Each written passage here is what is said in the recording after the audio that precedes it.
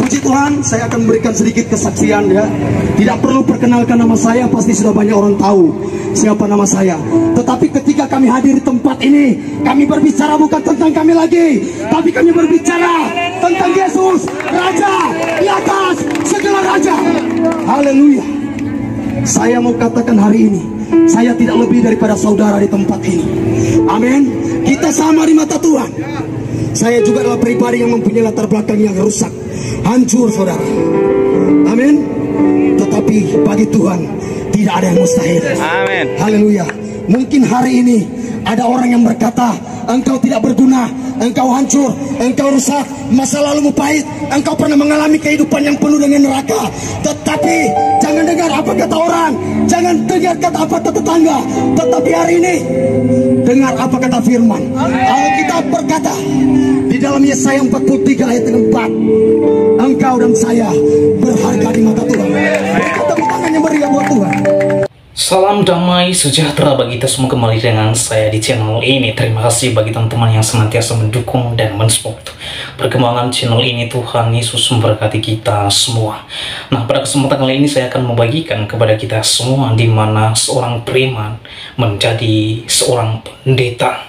Setelah preman ini menjadi pendeta, ia menggemparkan pasar-pasar dan memberitakan Injil Kerajaan Allah di sana. Nah, teman-teman, sungguh luar biasa, sungguh sangat ajaib dan mulia pekerjaan Tuhan Yesus di dalam pribadi seorang preman ini yang menjadi pendeta. Setelah ia menjadi pendeta, ia sangat radikal memberitakan Injil, yaitu Yesus Kristus, baik di rumah-rumah ibadah maupun di pasar-pasar dan di mana saja orang ini ia memberitakan Yesus Kristus. Seperti apa? Coba berikan videonya saudara. Berharap video ini ditonton sampai selesai supaya saudara dan saya tidak gagal paham. Inilah dia videonya yang berikut ini. Damai di hati. Puji Tuhan. Lambaikan tangan yang bersukacita hari ini. Sekali lagi lambaikan tangan yang bersukacita hari ini. Haleluya. Berikan tepuk tangan yang meriah buat Tuhan. Haleluya. Kalau ada orang besar di acara, nggak perlu suruh tepuk tangan, mau ditepuk tangan. Ini acara Tuhan. Berikan tepuk tangan yang meriah. Haleluya. Kepada Tuhan. Haleluya. Kenapa saudara? Kalau kita boleh ada sampai saat ini, kita boleh bergerak, kita boleh bernafas, kita boleh menikmati hari ini bukan karena kuat kita. Dengar baik, karena ini kasih Tuhan dalam hidup kita. Haleluya. Kita boleh berjumpa di tempat ini bukan satu kebetulan. Para pedagang, para penjual, para mandor, semua pengunjung yang ada di tempat ini bukan satu kebetulan. Namun saya percaya, kami percaya ini adalah bagian daripada rencana Tuhan. Amin. Dan saya mau katakan, setiap rencana Tuhan yang terjadi dalam hidup kita tidak ada yang gagal. Karena kita punya Tuhan, bukan Tuhan yang mati, tapi Tuhan yang hidup. Kita punya Tuhan, bukan Tuhan yang lemah, tapi Tuhan yang kuat. Tuhan yang ajaib dan perkasa dalam hidup kita. Berikan tepuk tangan yang meriah buat Tuhan. Sekali lagi berikan tepuk tangan yang meriah. Haleluya. Katakan haleluya. Katakan haleluya. Haleluya. Kalau di kampung jago bakuku, kalau di kampung Materia jago. Amin. Tapi hari ini kita berseru bukan bakuku, somabu atau seminum, tapi kita berseru karena Tuhan baik dalam hidup kita. Haleluya. Puji Tuhan, saya akan memberikan sedikit kesaksian ya. Tidak perlu perkenalkan nama saya, pasti sudah banyak orang tahu siapa nama saya. Tetapi ketika kami hadir di tempat ini, kami berbicara bukan tentang kami lagi, tapi kami berbicara tentang Yesus, Raja di atas segala raja. Haleluya. Saya mau katakan hari ini, saya tidak lebih daripada saudara di tempat ini. Amin. Kita sama di mata Tuhan. Saya juga adalah pribadi yang mempunyai latar belakang yang rusak, hancur saudara. Amin. Tetapi bagi Tuhan tidak ada yang mustahil. Amin. Haleluya. Mungkin hari ini Ada orang yang berkata, engkau tidak berguna, engkau hancur, engkau rusak, masa lalumu pahit, engkau pernah mengalami kehidupan yang penuh dengan neraka.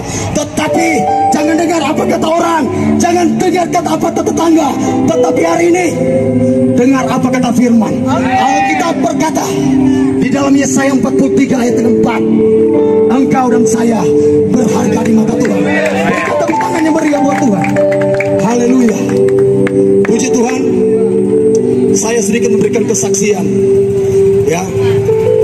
Seperti saya katakan tadi, saya tidak lebih daripada saudara. Saya adalah pribadi juga yang mempunyai latar belakang kehidupan yang hancur. 3 kali masuk keluar lembaga. Amin. Penjara Bina Sungguhan ini saudara parekin. Haleluya. Orang yang mempunyai latar belakang yang hancur, rusak. Dosa apa kau tidak ada bikin? Amin.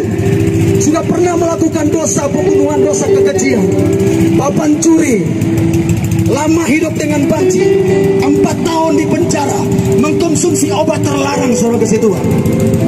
Tetapi satu hal yang kami percaya, bahwa bagi Tuhan tidak ada yang mustahil.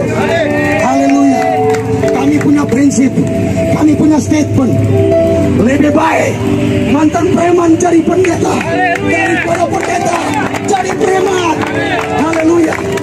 Kami punya statement, lebih baik mantan preman jadi pendeta daripada pendeta jadi preman. Amin. Kalau Tuhan pakai kami saat ini, saya percaya Tuhan juga bisa pakai saudara di tempat ini. Karena bagi Tuhan tidak ada yang mustahil. Pasti kenal dengan saya, Desa Ulur Matus, orang yang paling rusak, orang yang paling kurang ajar, orang yang paling dibenci, pernah dianggap sampah masyarakat. Sekarang yang berdiri di tempat ini, Tuhan boleh ubahkan. 7,5 tahun di dalam penjara, tetapi penjara tidak bisa mengubah hidup saya. Amin. Pendeta maupun gereja cuma sarana untuk meluruskan kami, tetapi yang mampu mengubah hidup kami cuma Tuhan. Amin. 2 Korintus 5 ayat 17 berkata, barang siapa ada di dalam Kristus, dia adalah ciptaan yang baru, yang lama sudah berlalu, tetapi sesungguhnya yang baru sudah datang. Apa itu lama, saudara? Yang lama itu, saudara, apa yang lama? Lama itu yang suka minum, bangga dengan tikang orang, bangga kalau bunuh orang, bangga kalau papan curi, bangga kalau pecahkan rekor banyak kali masuk penjara. Amin. Ketika kita hidup dalam Tuhan, Tuhan ubahkan kita. Karena bagi Tuhan tidak ada yang mustahil. Puji Tuhan. Kami percaya satu hal yang kami percaya saat ini. Ada satu kebenaran yang kami tangkap di dalam Yohanes pasal yang ke-12 ayat yang ke-32. Alkitab katakan, jika engkau meninggikan namaku di muka bumi ini, jika engkau menyenangkan hatiku, aku akan menarik semua jiwa datang kepadaku. Kami hadir di tempat ini. Kami bukan memperkenalkan gereja kami, bukan memperkenalkan komunitas kami. Ini cuma sarana, tetapi kami hadir di tempat ini. Yang kami perkenalkan adalah Yesus, Raja di atas segala raja. Haleluya. Puji Tuhan. Berikan tepuk tangan yang meriah buat Tuhan Yesus. Sekali lagi berikan tepuk tangan yang meriah. Nah, teman-teman, bagaimana pendapat dan tanggapan saudara setelah menyaksikan videonya? Berharap teman-teman memberikan komentar yang baik, komentar yang positif, komentar yang membangun, serta komentar-komentar yang mengedukasi kita semua. Karena komentar saudara, ketika Anda berkomentar dengan komentar yang baik, yang membangun, maka orang lain yang membacanya terberkati. Oleh karena itu, berikan komentar yang memberkati semua orang. Nah, teman-teman, itulah dia video seorang preman yang menjadi pendeta. Setelah ia menjadi pendeta, ia menggemparkan pasar-pasar, memberitakan Injil di mana-mana, dan menyatakan bahwa Yesus satu-satunya jalan keselamatan. Di luar Yesus tidak ada jalan keselamatan.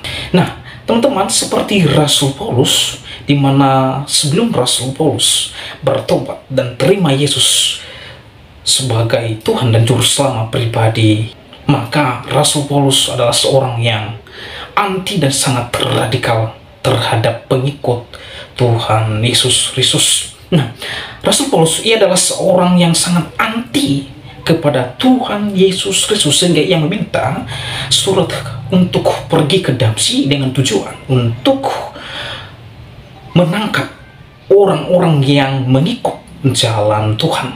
Lalu apa yang terjadi setelah ia meminta surat untuk pergi ke Damsyik? Di tengah-tengah perjalanan ia ditangkap oleh Tuhan Yesus Kristus. Akhirnya Rasul Paulus menjadi penginjil yang sangat hebat, yang sangat radikal, yang sangat mengasihi Tuhan Yesus Kristus di dalam kehidupannya.